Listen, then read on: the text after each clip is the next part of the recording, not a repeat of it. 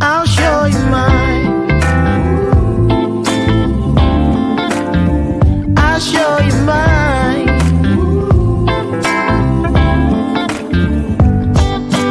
Boy, I'm standing right here holding up a sign, shamelessly displaying my state of mind. But you walk right past me, pretending like you don't see what's yours for the taking tonight. Well, look who it is. All of my favorites. See how I did that? Good morning, good morning, good morning, good morning, good morning, good morning, good morning, good morning, good morning, good morning, good morning, good morning, good morning. Welcome to today's installment of Bathrobe Moments. My ADHD showed up 20 minutes before I did, but we're all together now, and I wouldn't have it any other way. Oh, happy Friday to all of you. Welcome, beautiful people. You're looking awfully good today. It's the Friday edition, and I'm excited. We have Margaret Claire Jacobs back. Remember her? I refer to her as the angel lady. Margaret, Peggy, we're going to get into all of that today. She was here, but we had some technical difficulties all over the place that day. The energy, the frequency was just blah, blah, blah, blah. And it was so good when we finally got started. We didn't have enough time. And today we have the entire hour. So I'm so excited. That's the bell of purpose. I ring it on purpose, with purpose, throughout the broadcast as a reminder.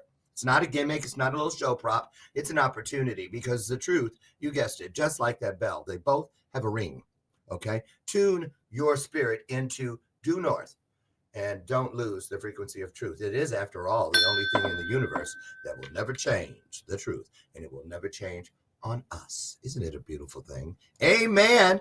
Amen. I'll put one in there. Can I get one from you? There it is. All right. So, Margaret. Miss Margaret, Miss Peggy, Miss Margaret, she's going to explain the two names.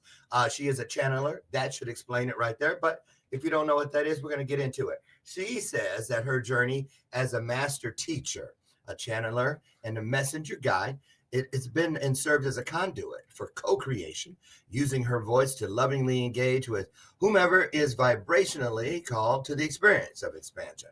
Now, with you personally, if you were to connect with her, and I hope you will, she will uniquely co-create the work with you so that there's activation of increased self-realization through vibrational heart toning. I don't think I've ever heard that before. Vibrational heart toning, write that one down, and expressing the love and guidance.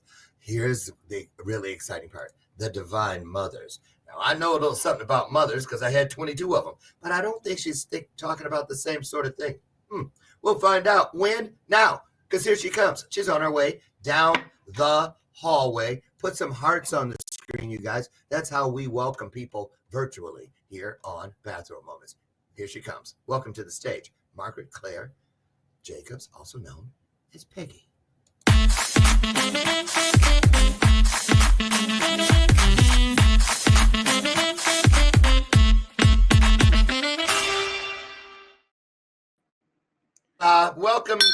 Welcome, Miss Margaret Claire. Well, thank you. I declare, Margaret Claire. I'm just kidding. I have a client named Jimmy Claire, and I always do it. Well, I declare, Jimmy Claire. I just love that name. I love it too. That's your middle name, right? Your birth middle name? Yes. Okay, so who in the family were you named after? I was named after my mother's sister. I knew it was an aunt. And she actually died as a child. And when she was about 6. And she had diphtheria during the 30s. So that's how I was named. And her nickname was Peggy. I was going to say, I feel a connection. Yes. So let's just start there. Here's what we're going to do. I'm going to dip out for 30 seconds, 60 seconds tops. And you just speak from the heart. You might even channel something. I don't know. But just get us started with whatever is on your spirit today. Can you do that? And then I'll pop back in. Yeah. Okay. All you. Take it away. Thank you. I am so happy to be here. I finally got connected to the computer anyway. I've been doing this work for 30 years, and I'm sure we'll go into that story. But what I really want to do is set intention that whoever is listening really obtain for themselves a greater sense of peace, harmony, a sense of self love and caring. And that the divine mothers, the feminine, that we all have in our lives. In fact, we're divine feminine, we're divine masculine within ourselves.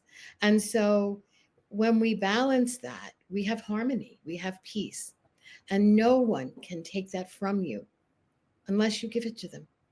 And so this is a time about empowerment, about love, about self care, and honoring that.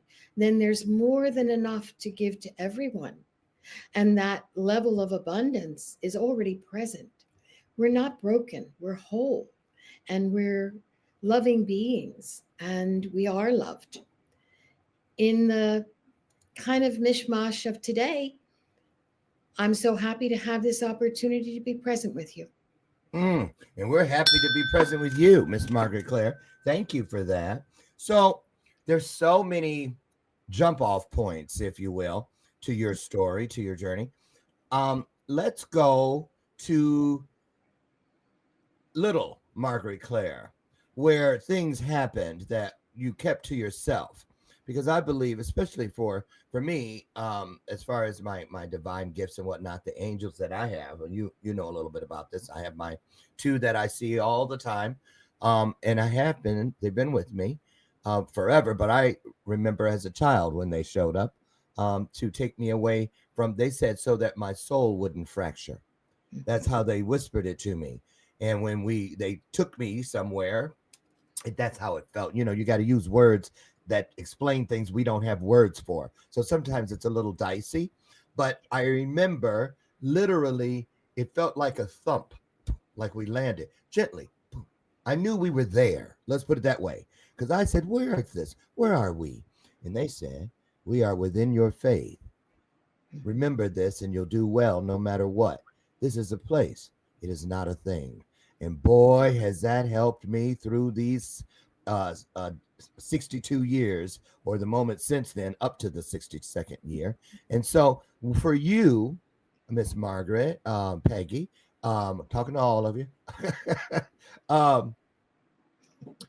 do you remember when something was like, what was that? Is that real? That sort of moment. Talk about that if you could. It's an interesting question. At the time, I don't think I recognized it at all. But now that I look back, I was raised in a very religious home. We were Catholic, and we took on all those traditions. I did. I took them very seriously. And I always had a devotion to the Blessed Mother, Mary, and did special things. There were special services around her, and I frequently on my own would go to church.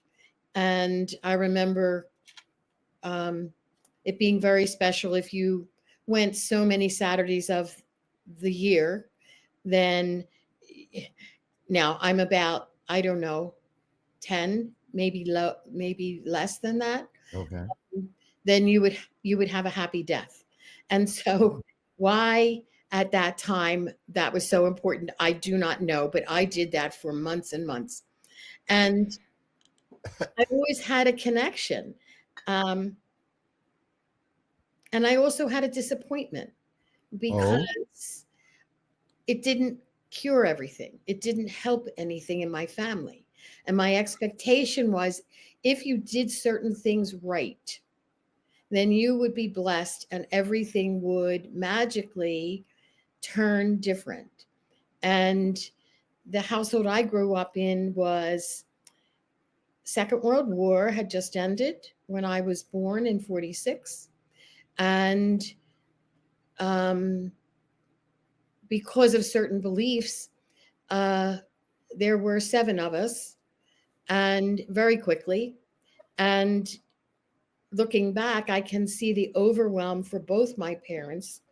And I felt like it was my responsibility as the oldest to fill in for them. but it wasn't always received well, to say the least. I'm the oldest of, and then there were 5 boys, and then my Woo. sister. So it Yeah. was complicated. And I took on the role of being the helper and being the good person, didn't want to cause any trouble, didn't always following the rules, lived a very restricted life within the confines of a child who thinks that they can barely breathe. I mean, I think when I look back, it's like there was no space other than to be the doer. Mm. And that made me a good person Mm-hmm. and did not cause trouble. So, um, there were a lot of things that were out of my control, but I tried to control them. Yeah, And looking back, I see how programmed I was, how that's a good word. much of the ingrained belief of the systems to be good, to be quiet, to just look ahead and kind of believe you can read people's minds, and you study more than you realize in body language. Yeah, When trouble's coming, how to move aside, you pick up clues, but it makes for a very restrained kind of childhood. I sure. don't think I ever felt like a child. I think Really? from about the age of 4 or 5, I remember having to take on responsibilities for myself, like washing my hair, and I didn't really know how to do it, but I did it anyway, You did it anyway. and So, you learn. so let me ask you something. Mhm. After you moved out of childhood and into adolescence, early adulthood, um, how long, if you had to add it up, how long in your journey, this journey, do you feel you stayed in the closet with your gifts as they emerged? Because when I say in the closet, because now from that moment you became aware. Wait a minute, something's going on here. You know what I mean? And because I know I kept mine secret, I dared not tell anybody that you go ahead, bully. Wait till I sick my angels on you. Because I'd be like, oh, so you're gonna hit me, huh? And I'd look over and I'd go ahead, and that would make them stop. And I would be like, I didn't see you do it, but I know you ran over there in lightning speed and did something to let him know you better leave this kid alone. And so this is why was this so important to me, even though I was using imagination, image, image. What you see, if it is when things are real to you, I learned. They said, Lauren, if it is real to you, then that makes it real. Period. And that was a turning point because I didn't expect everybody to get it. I felt special instead of feeling different. Mm. So when did you realize you were special in the good way? Because I remember that too, because they used to put me in they called it special ed back then, because that's where every foster kid automatically started when you moved straight to the special ed class. Then I'd be in there less than a day and they'd get him out of here. Right.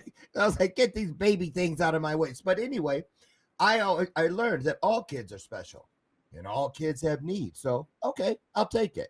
But for you, when did all of this start feeling like, ooh, I like the way this skin feels?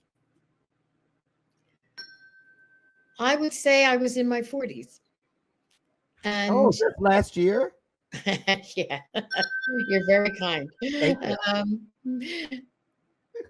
I had many events that I didn't recognize, but probably somewhere in my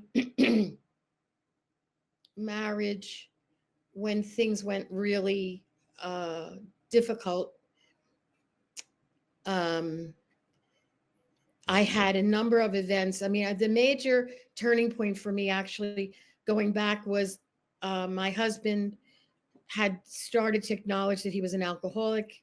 He had been a veteran. Um, we were, well, I was a nurse, and at that time, Vietnam was very heavy, Ooh.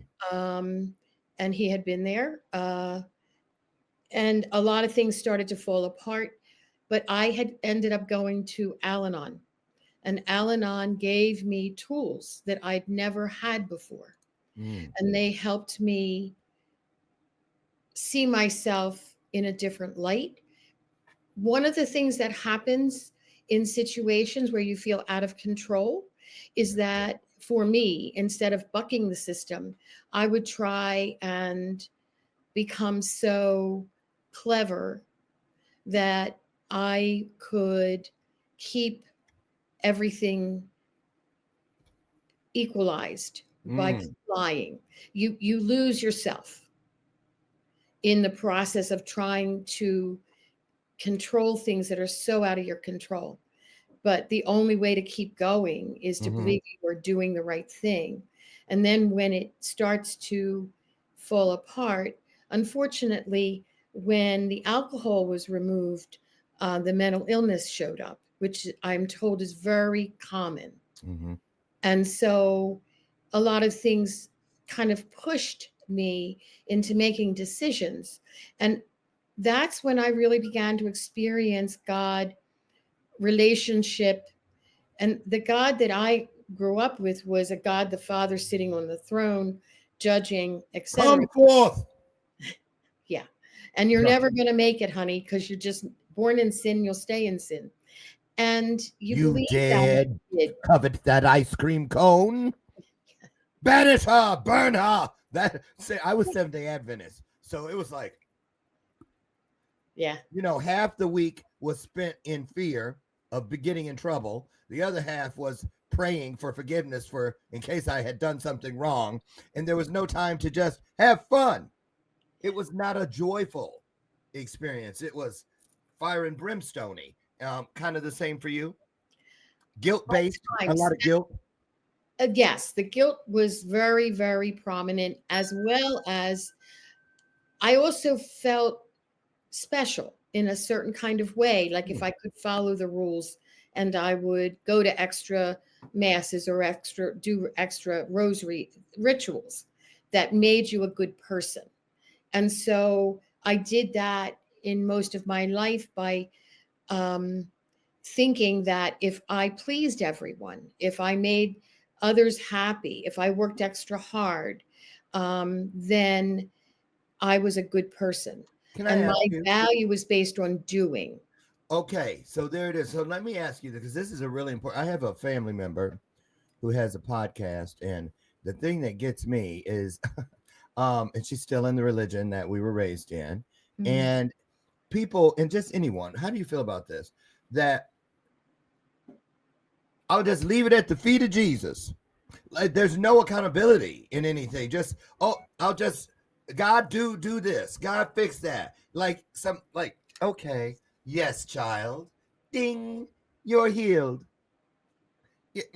Like I believe we go through things to get us somewhere. Need to know because it's time to grow. And why wouldn't it hurt sometimes? After all, they're not called growing tickles. They're called growing pains. It encourages me. I say, I'm growing. Oh my goodness. Great. So I want to ask you this, because I want to get to these mothers, because I had never heard of this until I ran into you. So let's use both of those pieces, if you could, to kind of segue into what's the most exciting part about knowing what you know, and then take that into the mothers.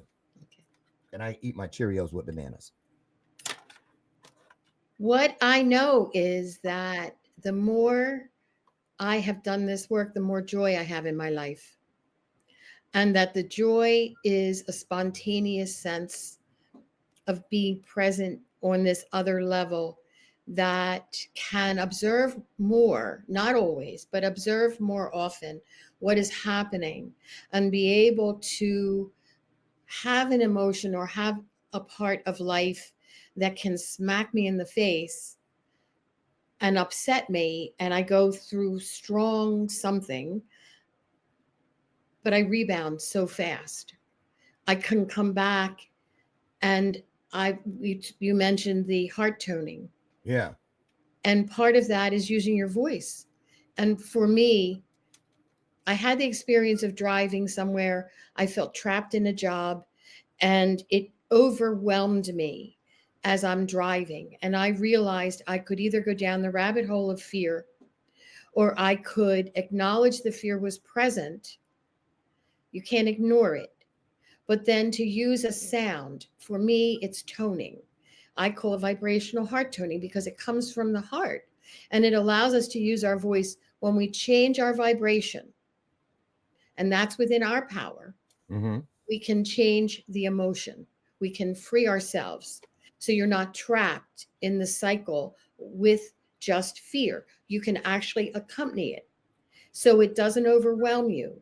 And what happens over time is you begin to trust that you will get solutions you can't see in the moment you're upset about, Right. but you can use it as a stepping stone. And you, in that moment of fear, Mm-hmm. it very often is false evidence appearing real. There's lots of acronyms for this. Yes, yes, yes. I learned that in Al-Anon. Mm. And in that, I've used it all my life since then. I was in my 30s. And so, in that way, it's become a tool so that whatever is happening or coming down the path at me, I can still remain fearful on a certain level and able to be present to it. So I'm not just in the stuck overwhelm. Right.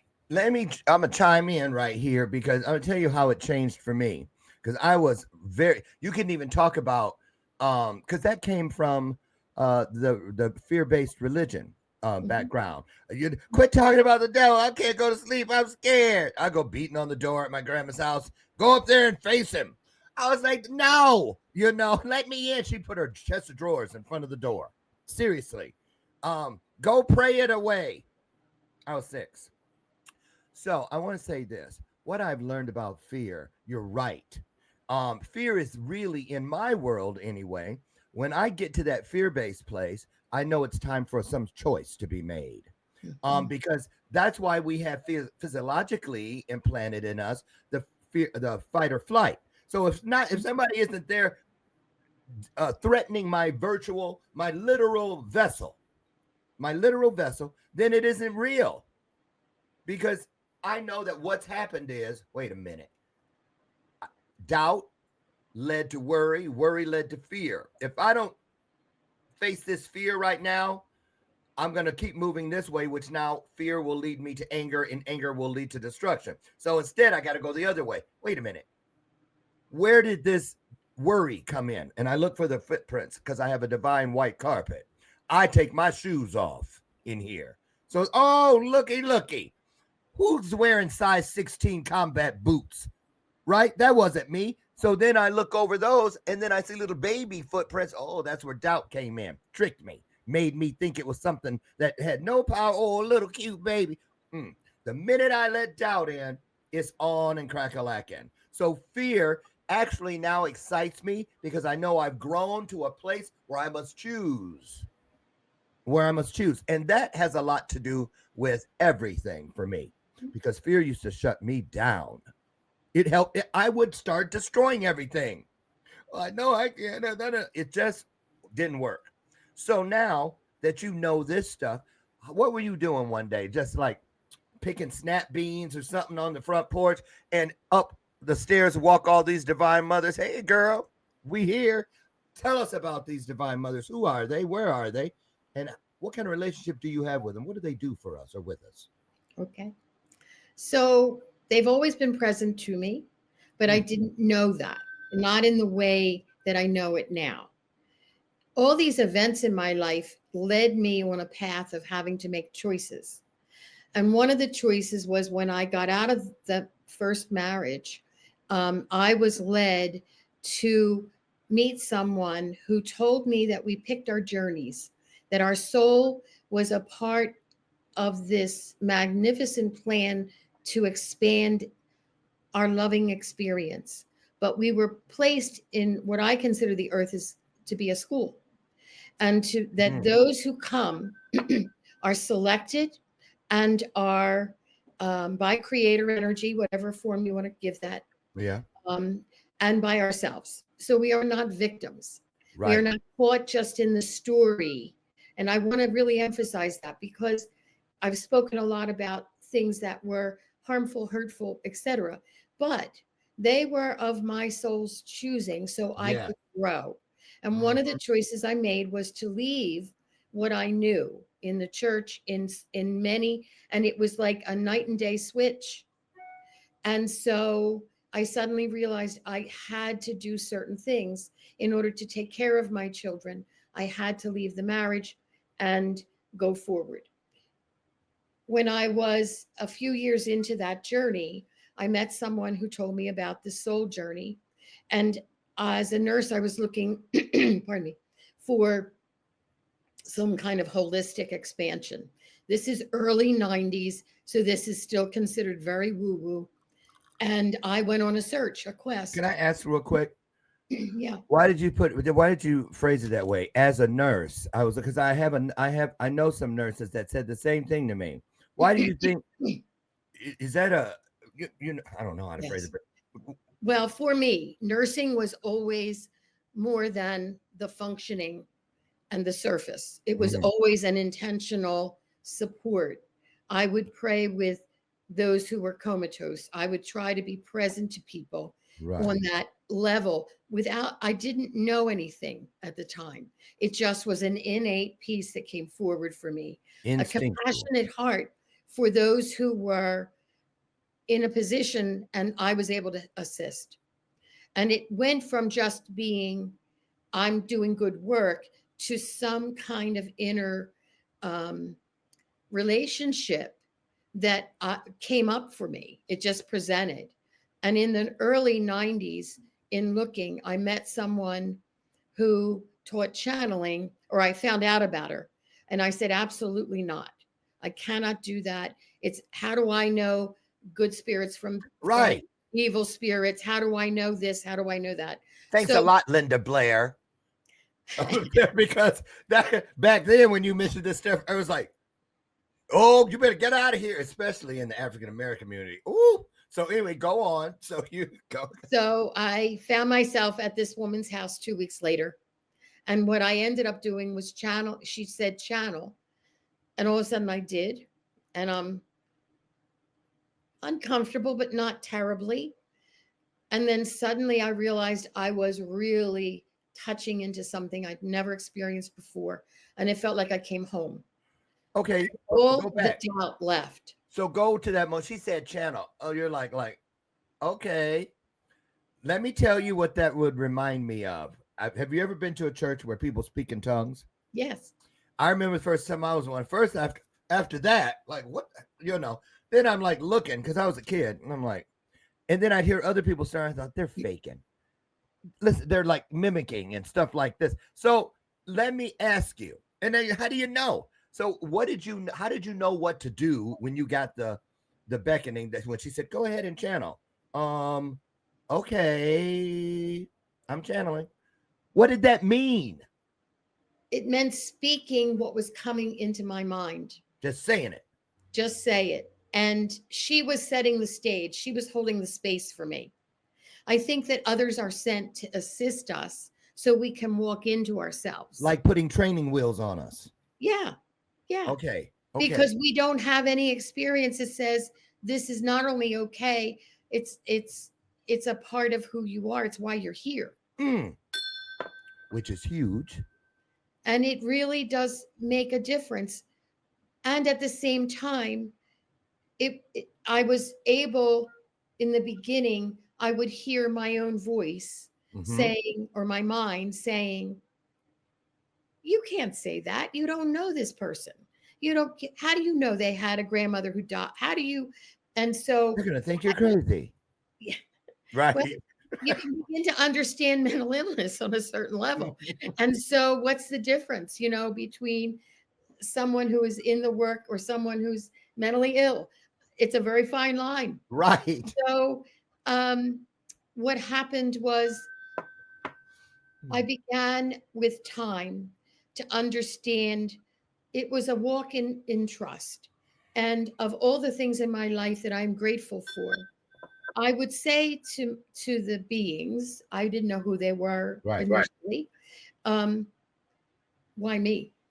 What's going on? How can I be doing this? I don't understand. Whatever. And I would hear kind of a quieting, peaceful flow that would just be a feeling inside of me. And the other part is I did experience a charismatic movement. It was still in the Catholic Church. I had the experience of speaking in tongues. You So did. I did I too did. once. The what? I had that once. Yeah. Let's talk about it. How was yours? Well, what I didn't understand about it is I would start speaking and then I would start crying. And someone said to me, "You have the gift of tears." And I said, "I don't want it. Thank you." But I would keep going.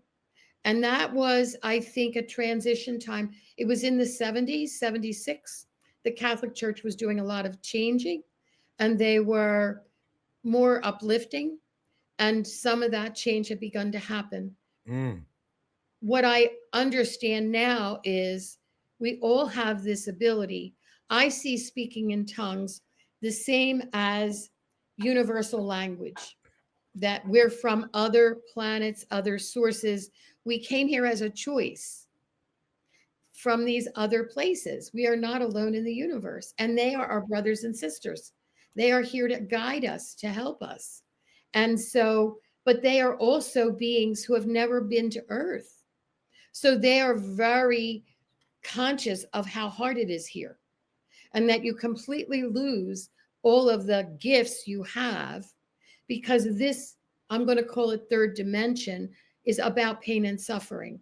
It's a setup. I can't explain it. I just know we are coming to the end of that. And that's why we're seeing so much chaos and we're seeing so much of the old systems breaking down. Mm. So that we can actually, the song from the 60s, the age of Aquarius, we are in that. We're kind of in the vestibule. We're in the opening to it. We've been working within these higher realms of vibration. Mm-hmm. The universe is set up to assist us. And all of these guides, these beings that I translate, that you translate, that everybody has, you might think of them as thoughts. You might do battle with them because you don't understand. If you set your intention that you are only going to deal with the light in terms of guidance, in terms of discernment. Discernment is the ability to me to ask for assistance, to know when something is really for your greatest good, or it's an ego-based jump. And you are deciding that you will go down this other path. Now, sometimes that other path is there to teach you as well. There are no mistakes. There are no mistakes. See? And even the most difficult of things that happen to you or with you or from you are not mistakes. They're soul learnings. And we have assistance if we get out of our own judgment. We get out of our own way. And then that's when you meet your guides. You have a whole team of angels. I also work with dragons, and dragons are considered mythical and many other things. But because they had power, Right. they were squashed, just Now- like women were frequently squashed. Yes. So yes. their ability to be creative in an equal manner. This is what is coming back. And it's not power over. It's not so, oh, we can blame those men. They did this. No. We are in this to co-create, Right. to bring out the best of both masculine and feminine. We are that masculine and feminine. It starts in us and then it goes outward. Right. And so we are reframing our power. And by doing it with love and compassionate heart, even those who have harmed us, who have hurt us in some way, we can look back in both forgiveness of ourselves that we chose it and forgiveness of them, because in whatever way they lost their way, that they had to come out against someone and harm another, they lost the connection that they are loved. Mm. And so when we stand in the power of knowing that our compassionate heart has such a wide field of vibration, You don't have to say anything to someone. You can just send them love. You Right. can send whoever is causing harm or difficulty or worry to you. You can send and project that out. Okay, stop right there. Because first of all, I want to say this about the mistakes. You guys hear me say it all the time. I told you. Uh, no, but I'm gonna tell you exactly the way that, because I love the way they talk to me. They talk to all of us in the way that we get. They meet you where you are, and they told me I was so happy the day they said, "Lauren, no, you didn't make a mistake. There's no such thing. There are no mistakes." That's exactly what they said. There are no mistakes. That's just what we do to keep your shit interesting. That's exactly how they said it to me. That's what we do to keep your shit interesting. And I was like, really? They said, really. And I've never questioned it ever since. Now, let's move forward. What was it? Repeat the last part of what you just said. Do you I'm remember? not sure I can.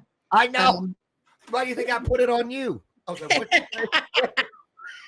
well, when we are faced with these challenges of living in this life, like you said before, we have many choices. Yeah. And part of what we're learning is how to love ourselves. I was taught that loving myself would be the sin of pride and that it was not a good thing. And so I had to reframe a lot of the teaching. One of the aspects of this time is that we're getting to really take a deep dive into all the things that we have been believing that really were not on our soul for our soul upliftment. They were things that were taught to control us in some way or another. And that time is loosening. That time is changing. Mm, And so what people need to realize is you are a powerful being, yes. that your greatest power is love. Because when you actually love yourself more and more, and it's not always an easy journey to go through that, but it absolutely is what saves you. Stop, And stop, stop right there. Because now I'm going to tell you, because I had forgotten about this. You're so right. I remember in the heat of my 14-year drug addiction, when I thought today will be my last day, I can't do this anymore. This thing is way more powerful than I am. And I heard him say, no, no, no. Next to, yes, this is a powerful force that you are within, but there is one greater. It is not as powerful as unconditional love. Find it and pull yourself out. That's exactly what, and I did. It's just, you're so validating. You're so validating. I want to ask you, because let me see, we got 10 minutes.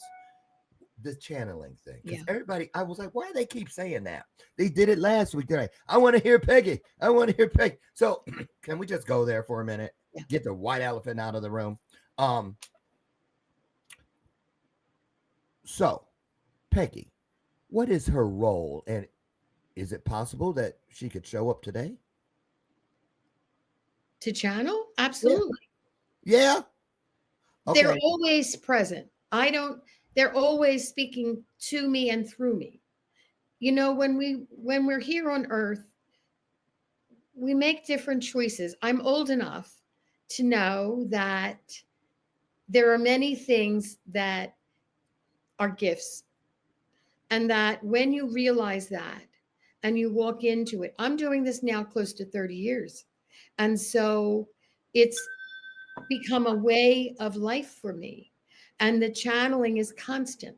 But let me begin. I start with sound, because sound clears us and it helps us connect and leave the mind be quiet. When we can quiet the mind, we can go into our heart.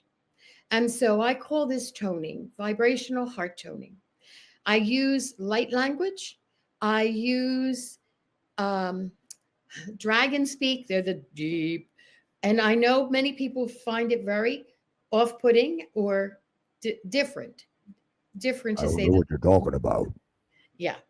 Okay. And also the mothers kind of do a chant or do a sound. It's very loving. So this is what I'm going to start with. And I'm going to hold Clyde. Clyde is an Andara who helps me. It's a celestial light being from Andara. It's a whole other topic, but these are beings that are sent here to, it's a crystal, but it's made of glass, and it's from before Atlantis. So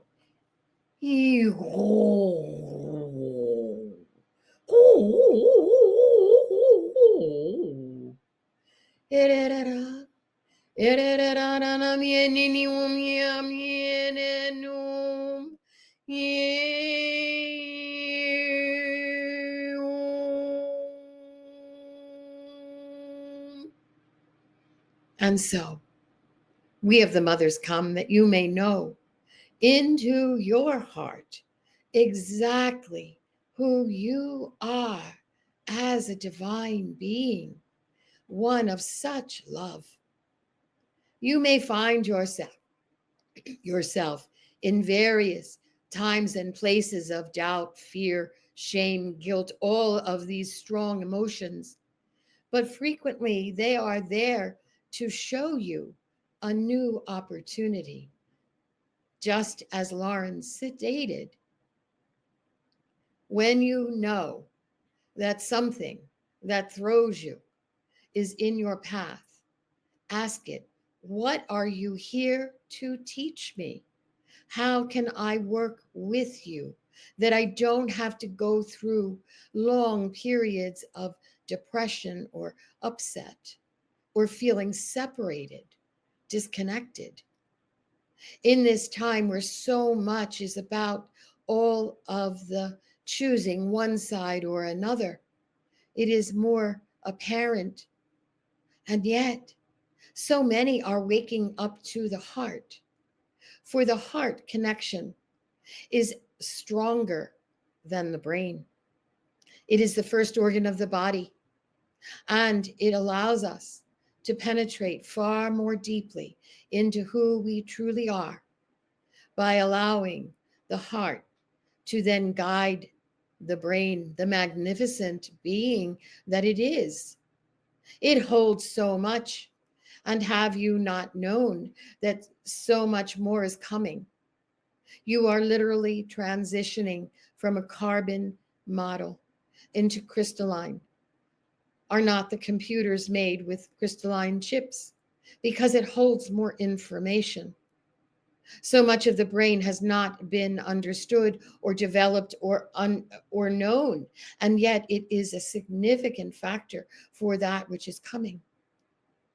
What we wish to express to each of you is how much you are loved. And it does not matter what you are doing. Take time to sit in a quiet space and calm the mind as best you can. And if you cannot quiet it, hum. Make a sound that disconnects and attempt then to just be. To let all the energy that you are carrying on your shoulders drain out of you.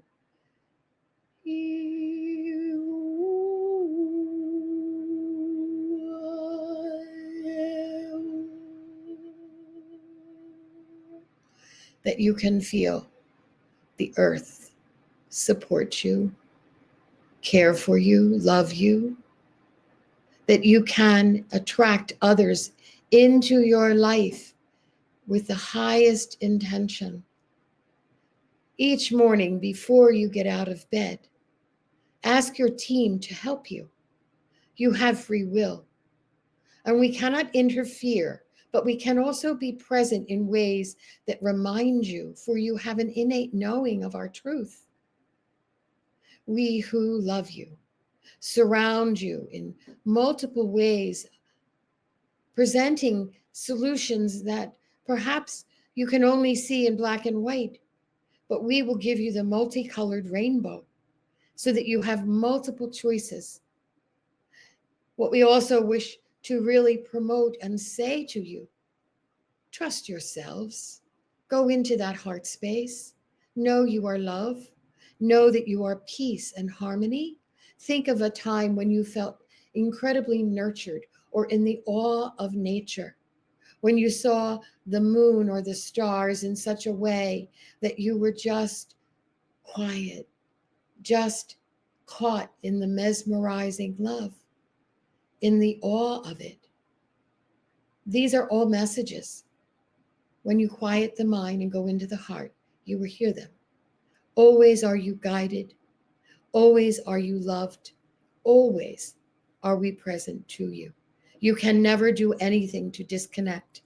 No matter what harm you may have caused another, we say we love you anyway. We love you. And we are not here about judgment or punishment or separating. We are here to bring all together into the unity. You are whole already. You are not separated from God by sin or other aspects. We are present to you. And so we say, we love you so, we will remain. And that's the message of the mothers. Thank you, mothers. Oh my goodness, what a treat that was. And I have some notes because some things happen, and I'm sure things happen with each of you. I hope you, if you haven't written them down, do so. When I write things down, it's because I want to remember this divine moment just like this, with no talking myself out of, did you feel what you felt? Did you hear what you heard? I write it down so that it becomes a contract, a covenant with myself. So having said that, when you said the first organ of the body, I asked, what does she mean? And here's what came. It is the first organ because it is the first and the last. Because the heart decides when we begin this journey, and the heart decides when we finish this leg of the journey. I was like, well, that makes perfect sense, which is why the truth has a ring to it, right? And I'll tell you this. I want to tell you this. You know how people refer to the veil? You said something that took me there.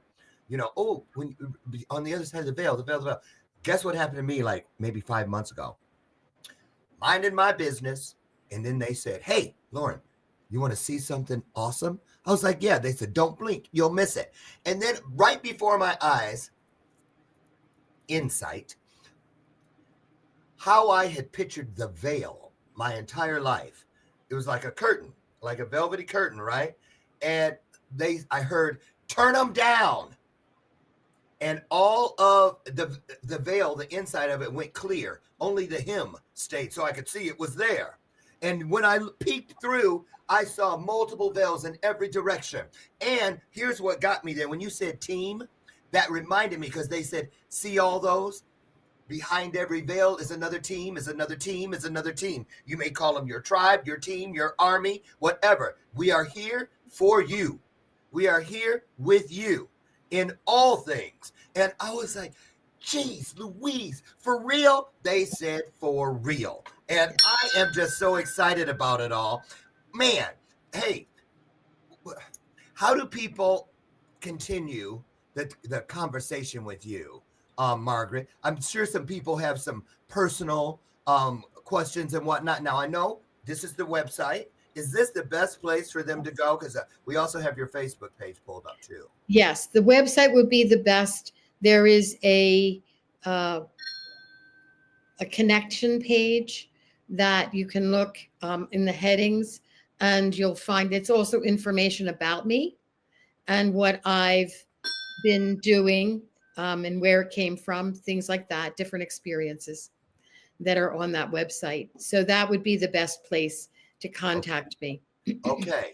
And for those of you who are just hard-headed, try this one. Facebook, you'll still find her. But to get inside the ooey gooey chewy Tootsie Roll center of Margaret Claire's world, really head over to the website right there. And we're going to take the liberty of dropping both of these links inside your comment section immediately at the conclusion here in a moment of today's broadcast.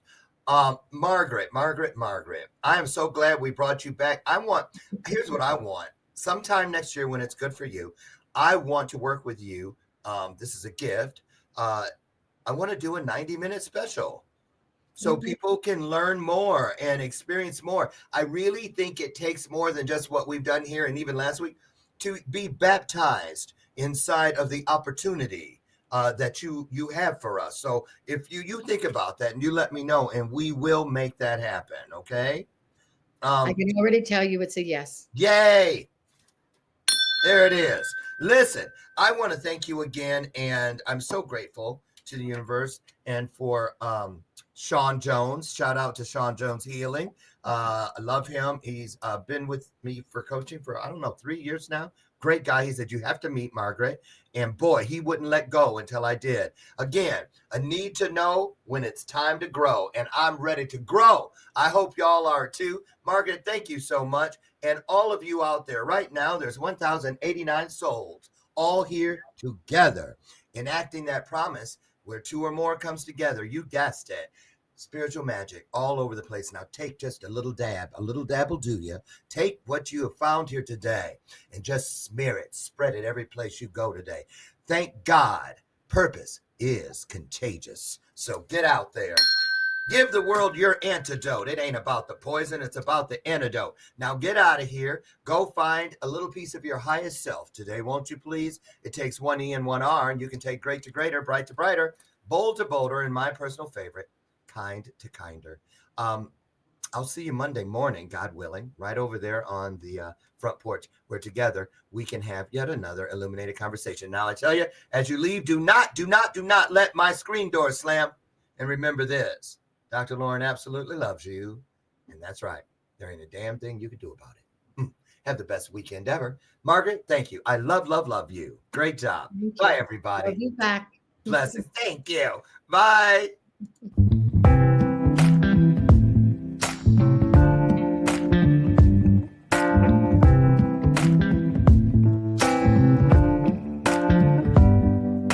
Show me your soul. Baby, I'll show you mine. Show me your soul. Honey, it's way past time. How expensive do I have to be? Need a space.